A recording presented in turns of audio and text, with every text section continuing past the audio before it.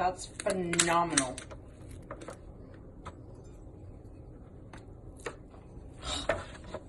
Oh, so now we're replacing Nick sticks too. Fabulous. You're a genius. Oh. Ah! Oops, still practicing.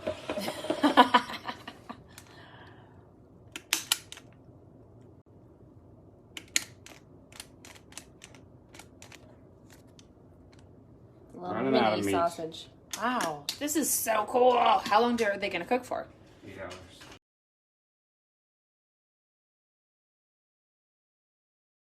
Okay. Let's see what it looks like. Oh, wow. How hard are they? Should we try one? Oh, they look perfect. That's great. Oh, yeah. Try some. This is my flavor on the top. Oh, It could go a little longer. I kind of like how soft it is. Yeah. Because it's cooked all the way through. It's not like it's raw. Like the flavoring of it? Love it. That's what I did. I had to put like fennel, salt. I finished off our Spain salt. That's really good. It's got cranberry. Okay, tell them what we're doing with our meat. Just put the different. So they kind of have a different color. Probably should have labeled it, but this is one kind. This is another.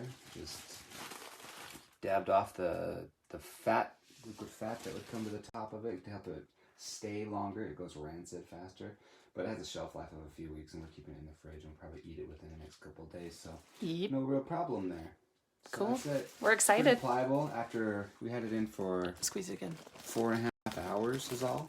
Yeah. And there's some of the labeling said 8 hours, but if we would have left it in for that long, it would have been crispy. But it's good how it is. We both had a bunch, and We love it. We're excited. yeah.